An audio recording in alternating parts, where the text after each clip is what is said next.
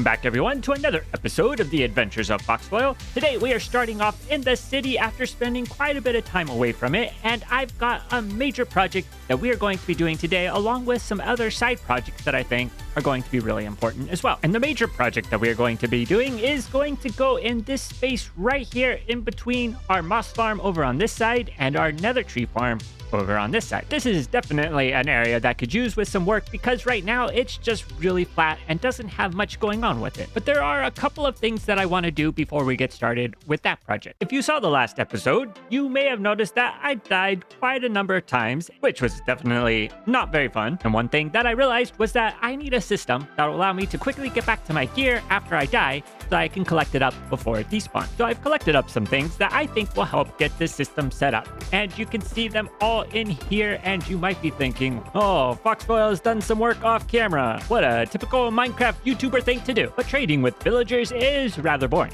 So I went ahead and did that before we started the episode, and the other thing that I did was go into the nether and collect up a bunch of ancient debris, which also takes a long time to be able to do. But we are going to need that to make sure that our gear is all fully upgraded to netherite as well. Before we can use it to upgrade our gear though, we need to get it smelted up so that we can have the netherite scraps that we can then turn into netherite ingot. Should I use the super smelter or the baby smelter? Let's use the super smelter. So we'll just stick those right in here, flip the lever, let it go down, get all of the furnaces filled up, and we should be set to go in just a few seconds, or maybe more than a few seconds. So once we combine this with some gold, we have 23 netherite ingots, and we are going to use that to upgrade all of our tools, which we have in here. And as you can see, we are actually missing a few tools because I died in some pretty bad situations last time, which means we first need to replace the tools that are missing, and then we are going to need to get a bunch of the netherite smithing templates so that we can get the upgrades completed. And if we look at my smithing templates, I only have one, but with a few diamonds, we would be able to get a bunch more of those. And let's take a look at how we're doing on our diamonds over here. We have a pretty good amount here, and I think if I do my math correctly, we are going to need about 2.5 stacks worth of diamonds to be able to get enough smithing templates to upgrade our gear. Goodbye, all my diamonds. Now I think we're ready to take these enchanted books and the gear and get everything applied.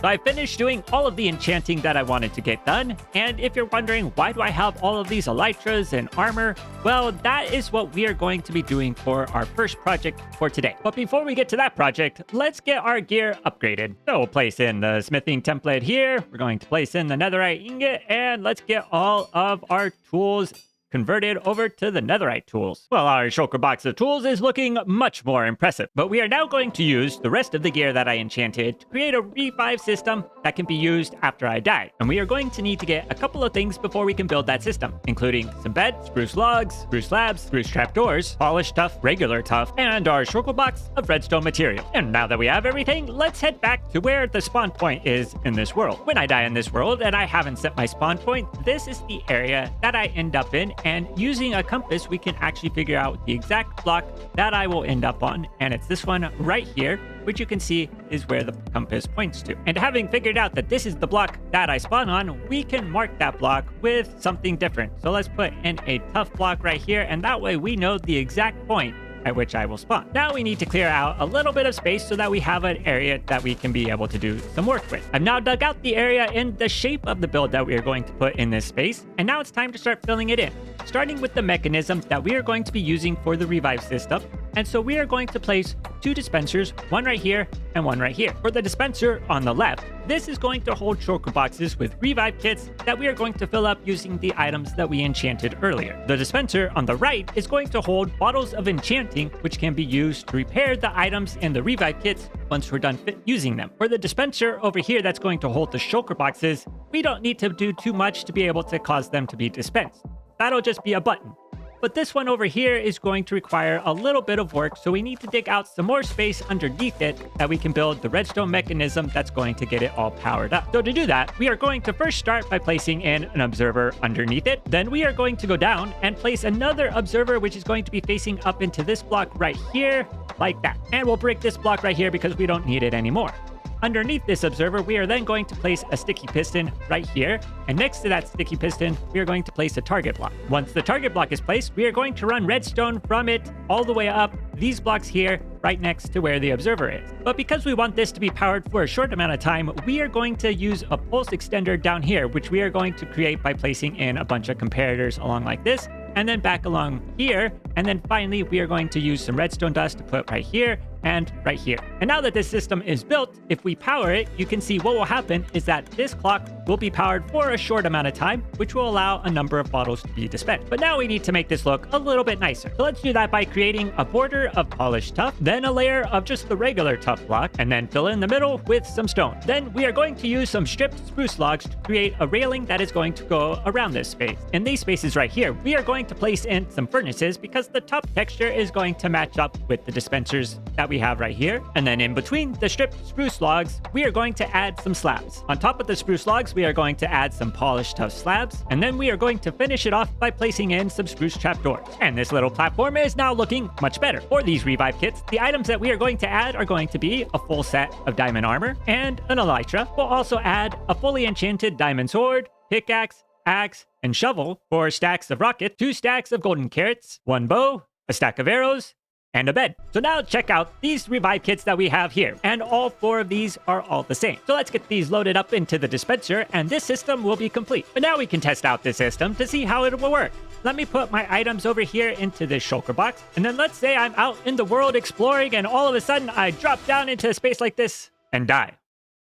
Well, if I respawn, I will be back here in this spot, and I can just quickly get a shulker box, grab all of the gear from here, and quickly take off, which will allow me to get back to where my stuff is and get it before it all despawns. But then after I get back from flying out to get my stuff, my durability on the elytra is going to be low. I might have used a pickaxe and the durability is going to be low on that as well. And what I can do is come over here, and these bottles of enchanting will allow me to get everything repaired up. Then all I need to do is return it back to the shulker box, then collect up the shulker box and put it back into the dispenser, and this system is now ready to go. I think this system is going to be really helpful to have, because as we all know, I die a lot. But now it's time to move on to the main project for today, which is building an iron farm. And if you're wondering, don't you already have an iron farm? Why, yes I do. I have this iron farm right here, which has been a good little iron farm and my primary source of iron for a year and a half. Now, the primary reason why I built this iron farm right here was so that it would be in the spawn chunks and I'd be able to have it operational no matter where I was in the world. But ever since I upgraded this world to 1.21, that hasn't been how it's worked, which is something that I discovered back in the episode where I added in all of the auto crafting system. So I could continue using this iron farm because it does still work. I would just have to be over next to it in order for it to be operational.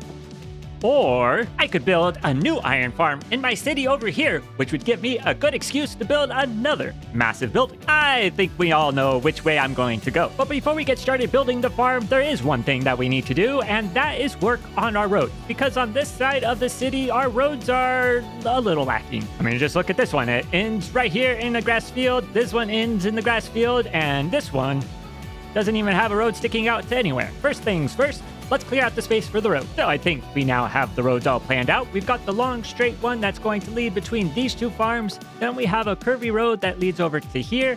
And then finally this road, which is an extension of the one over here, which leads up to this building right here. These are going to require quite a few blocks to fill in. And I now have quite a few blocks in the shulker boxes as well as in my inventory to start getting these roads built. Now that the roads are all completed, we can start thinking about the main project for today. And the design that I have come up with for this building is going to be fairly large. In total, it's going to take just under 50,000 blocks, which may end up making these 2 look a little bit small, and it'll probably be close in height to our mob farm. I guess that means we are in for a quick montage of me collecting resources, so that way we can get started with the building.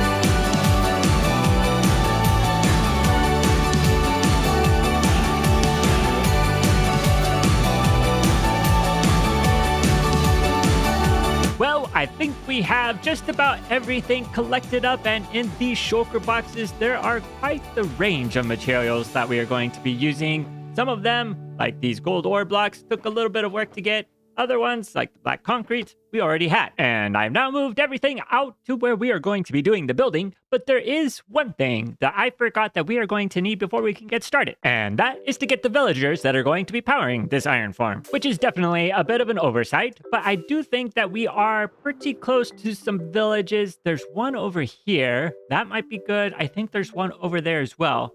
Let's try this one and see if we can get some villagers from it. Hello? Is anybody here? Where are you, villagers? Well, it looks like this village is a little bit close to the city, which you can see right over there. And I think, unfortunately, that means these villagers have met some untimely end. Let's hope we have better luck in this village. All right. Hello. There are villagers here. Let's see. Do you want to go have a fun trip and then work forever in a building? And don't these two villagers look super excited that they have volunteered for that job? All right, so I've created a nice little holding area where these villagers can be nice and safe. There are 6 beds because we need to eventually have 6 villagers. So I'm going to give these guys some bread. I'm going to give this guy some bread. And hopefully they will get busy. Looks like they are. They're happy. Everything is going good. Let me just get out. Nope. Let me get out. Let me get out. There we are. Lock that up. And our villagers should be all good to go. And it's working. We've got a baby villager. They're going to have 3 more because they're limited by the number of beds. And then once we have 6 total in here, that will be enough for the iron farm. Now that the villagers are all settled in, we can finally get started with building. So let's get going.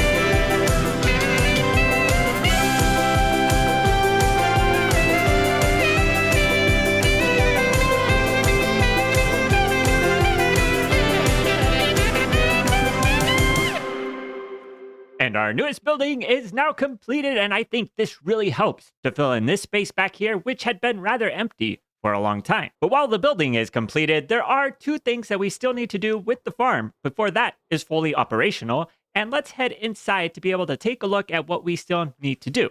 Now, coming in here, you can see this structure up here is where all of the iron golems are going to be spawning in, and then they will drop down in this tube and end up right here, where they're going to be converted into iron ingots. That may just be the most nicest way to describe that process. But you may have noticed this stone tube over here, and we are going to be using that to transport our villagers up to the beds on top of this platform where they are going to be staying, as well as the zombie, which is going to be triggering the entire farm. So the plan is to take the villagers from this area right here, put them in a minecart to go along all the way over to here. We are going to put them into this water column right here and send them all the way up. And then once they get to the top, they are hopefully going to climb this little stair platform here all the way up to where the beds are. And now may be a good time to mention that this iron farm was designed by Mushoden, and I've included a link in the description down below to their video. Definitely check it out if you want to build. But now let's see if we can get these villagers to be transported up to the top. All right, we've got our first villager in a cart, and he has conveniently been pushed over here. Let's go see how we are doing. I think what I might actually try doing is just see if I can push him into this hole. There we go. Up he goes. We'll follow him up, and let's see what happens when he gets up here. All right. I think I could just break this cart. There we are. There we are. Good job. All right. Come on. Let's get out. There we go. All right. Now, oh, it looks like it's nighttime. He's going up there perfectly. This is perfect. Excellent. Nope, nope, nope. Stay up here. Nope. Oh. Maybe it is a nighttime. He just liked the bed. All right, let's get the rest of them up here and see what happens. Oh, no, don't, no. Oh, wow. He almost died. Don't do that. I think I've actually improved the system here. So let's just see with this guy, if we send him out, I move the track closer and then replace this block with the trapdoor, and now they just go right into the bubble column. All right, here is our last villager. Let's see. He's headed up to the bed. This is perfect. Getting it all nicely done. All right, and then I think I just have to open this up, and he should, yep, he's in bed now. They are all up here sleeping away, and then when they wake up, they will end up in this little spot right here. So hopefully the zombie will be as easy as the villagers. That may be wishing for too much. So I've created a little bit of a dark zone, and hopefully we will get a zombie to spawn in it. And that way we can then put them into the minecarts and send them up. All right, I've got the zombies, but I can't seem to get them in the cart. Let me see. Quickly. I just need to grab. There we go. We've got some of these down. Oh boy. All right, I don't want to die doing this. Let's see. Get a minecart, hopefully, quickly. All right. Then we can plate that down. Put that down. Come on. Nope. End up in the cart. Come on. You want to do it. One of you needs to do it. All right, that's not working. Let's see. Oh, now you've picked up the minecart. Great. Let's see if I could put this in a bit of a circle. That way we can then have it going around and around. Let me see. Where's the other one? Oh, the other one's over here. All right. Let's grab that quickly. All right. Put that on the track. Get that going in a circle. And we should, let's see. There we go. Oh, and it was the guy with the minecart too. Perfect. This is perfect. Say goodbye to you. And you are going to be the source of all of my iron. All right, this guy seems to be having too much fun in the water. I wonder if I can place... There we go. All right. Now he's after me. Come on. Let's go up the stairs. Oh, all right. Now get in the boat. And you are now in the boat. Excellent. And look, our farm is working. Ooh, quickly, let's just get these broken so that way this iron golem will go down. Come on. There you go. Go where you need to go. And he's down there. All right. The farm is working. Beneath the iron farm, you can see I've got a little system set up, which is very much the same as what I did at my old iron farm. We've got the composter right here so that all of the poppies will be turned into bone meal. And then over on this side, all of the iron is going to go through here into this auto crafting system here, which will turn it into iron block. And all of the iron blocks are going to end up in this chest right here. And you can already see we have 2. So I think before we end this episode, what I'm going to do is let this farm run for about an hour. And let's see how many iron blocks we're going to be able to collect. I was AFK for about an hour, and let's see, we've got 53 blocks of iron. That's not too bad. I mean, I was hoping for something a little bit more impressive, but I think with it being converted to iron blocks, it's just not going to look the same as if it was a bunch of iron ingots. With 53, we would end up with almost about 8 stacks. That may be the downside to the auto crafting systems, but I think this is going to be a great iron farm to have, and I won't have to worry about running out of iron anymore. But I think this build is going to be a great addition to our city. we are really starting to fill in all of the different sides and making a ton of progress in getting it completed. And I'm thinking next time what we need to do is start filling in the buildings that are going to go all around these streets here. But until then, I think that is where we are going to leave it for today. If you enjoyed today's video, please leave a like. If you want to see more, please subscribe. And until next time, see you later.